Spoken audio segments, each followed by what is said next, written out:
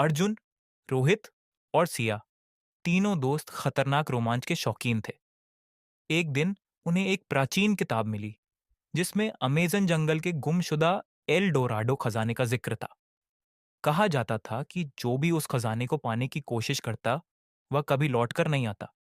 लेकिन इन तीनों ने ठान लिया कि वे इस रहस्य से पर्दा उठाएंगे। तीनों दोस्त ब्राजील पहुंचे और जंगल में गाइड के साथ सफर शुरू किया। जैसे जैसे वे गहराई में बढ़े, घना जंगल डरावना होने लगा। अजीब अजीब आवाजें, विशालकाय पेड़ और हरियाली से भरी एक रहस्यमयी दुनिया उनके सामने थी। रात होते ही उन्हें पहली अजीब चीज महसूस हुई। पेड़ों के पीछे छिपी लाल आंखें।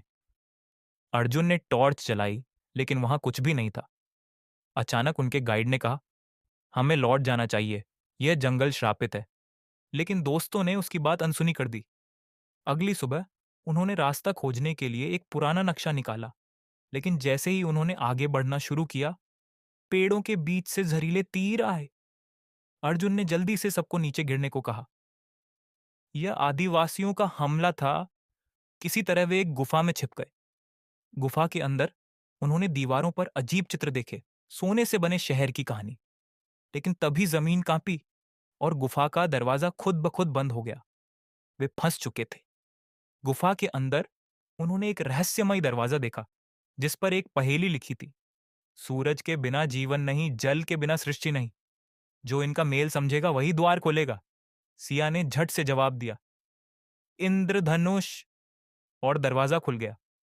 अंदर सोने और हीरे जवाहरात से भरा एक हॉल था। लेकिन जैसे ही रोहित ने खजाने को छूने की कोशिश की, जमीन हिलने लगी। चारों ओर से रेत बहने लगी, जैसे पूरी गुफा धंसने वाली हो।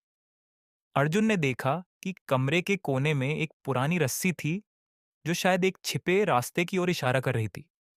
बिना समय गंवाए वे उस रस्सी के सहारे ऊपर चढ़ने लगे। नीचे से रेत तेजी से भर रही थी। आखिरी सेकंड पर वे ऊपर पहुंचने में कामयाब रहे और जंगल के एक गुप्त रास्ते पर आ गए। जैसे ही वे बाहर निकले, उन्होंने देखा कि दूर कहीं गाइड खड़ा उनका इंतजार कर रहा था।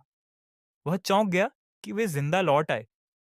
हालांकि वे खजाना नहीं ला सके, लेकिन उन्होंने कुछ ज्यादा कीमती पाया, एल डोराडो की असली कहानी। उन्होंने तय किया कि वे वापस आएंगे, इस रहस्य को पूरी दुनिया के सामने लाने के लिए। लेकिन क्या वे सच में फिर से जंगल में जाने की हिम्मत करेंगे? अर्जुन, रोहित और सिया जंगल से लौट तो आए, लेकिन उनके दिमाग में एक सवाल घूम रहा था। अगर खजाने का अस्तित्व एक सच्चाई है, तो क्या वह सच में श्रापित भी है?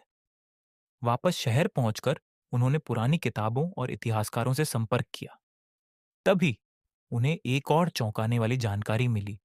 खजाना केवल सोने और हीरों का भंडार नहीं था, बल्कि उसमें एक रहस्यमयी ब्लैक स्टोन भी था। कहा जाता था कि इस पत्थर में एक प्राचीन शक्ति कैद थी और जिसने भी उसे छूने की कोशिश की, उसकी मौत अजीब परिस्थितियों में हो गई। अब उन्हें यकीन हो गया कि यह सिर्फ एक अफवाह नहीं थी। तीनों ने तय किया कि वे दोबारा अमेजन जंगल जाएंगे, लेकिन इस बार पूरी तैयारी के साथ। उन्होंने बेहतर उपकरण, हथियार और एक नई टीम तैयार की। इस बार उनके साथ दो और लोग थे, डॉ, मैथ्यू, एक पुरातत्वविद, और मार्क, एक अनुभवी जंगल एक्सप्लोरर। जैसे ही वे जंगल में पहुंचे, उन्हें महसूस हुआ कि कोई उनका पीछा कर रहा है। वे एक झरने के पास रुके, लेकिन तभी झाड़ियों के पीछे से किसी के भागने की आवाज आई। रोहित ने जल्दी से दौड़कर देखा, लेकिन वहां कोई नहीं था। सिया ने धीरे से कहा, हमें लग रहा है कि हम अकेले हैं, लेकिन शायद ऐसा नहीं है। वे फिर से उस गुफा तक पहुंचे जहां वे पहले फंस चुके थे। लेकिन इस बार वहां कुछ बदला हुआ था। गुफा के बाहर एक अजीब सा चिन्ह बना हुआ था, जिसे देखकर डॉ, मैथ्यू घबरा गए। उन्होंने कहा, ये एक माया सभ्यता का श्राप है। इसका मतलब है कि अगर हम अंदर गए तो कोई ना कोई इसकी कीमत चुकाएगा। अर्जुन ने पीछे मुड़कर देखा और दृढ़ता से कहा, हम यहां तक आ चुके हैं, अब पीछे हटने का सवाल ही नहीं। वे धीरे धीरे अंदर बढ़े। अचानक उन्हें अपने पीछे कदमों की आवाजें सुनाई दी। जब उन्होंने पलटकर देखा तो एक लंबी छाया उनकी ओर बढ़ रही थी। सभी घबरा गए, लेकिन जब वह पास आई तो वे चौंक गए। ये वही गाइड था जिसने पहले उन्हें रोकने की कोशिश की थी। गाइड की आंखें लाल हो चुकी थीं और उसका चेहरा अजीब सा दिख रहा था। उसने कांपती आवाज में कहा, तुम लोग यहां से चले जाओ वरना तुम भी। इतना कहकर वह जमीन पर गिर पड़ा। उसकी सांसें थम चुकी थीं। अब टीम में डर फैल चुका था, लेकिन वे पीछे नहीं हट सकते थे। वे गुफा के उस दरवाजे तक पहुंचे जो पहले खुल चुका था। अंदर वही सोने चांदी की चमक थी, लेकिन इस बार एक फर्क था। गुफा के बीचों बीच एक काले रंग का चमकता हुआ पत्थर रखा था। डॉक्टर मैथ्यू ने फुसफुसाते हुए कहा, यही वो ब्लैक स्टोन है। इसके बारे में कहा जाता है कि यह एक शापित आत्मा को कैद करता है। लेकिन इससे पहले कि वे कुछ सोच पाते, मार्क ने बिना कुछ सोचे समझे पत्थर को उठा लिया। और तभी गुफा जोर से हिलने लगी। दीवारों पर अजीब सी आकृतियां उभरने लगीं और वहां एक डरावनी चीख गूंज उठी। सिया चीख पड़ी, मार्क, इसे नीचे रखो। लेकिन बहुत देर हो चुकी थी। मार्क की आंखें सफेद हो चुकी थीं और उसका शरीर कांप रहा था। उसने अजीब सी आवाज में कहा, तुम लोगों को यहां नहीं आना चाहिए था। अब तुम सबको इसकी सजा मिलेगी। अचानक उसकी आवाज गूंजने लगी और एक परछाई उसके शरीर से बाहर निकली। वह परछाई हवा में तैर रही थी और फिर गाइड के मृत शरीर में समा गई। गाइड की आंखें खुल गईं, लेकिन इस बार वह इंसान नहीं था।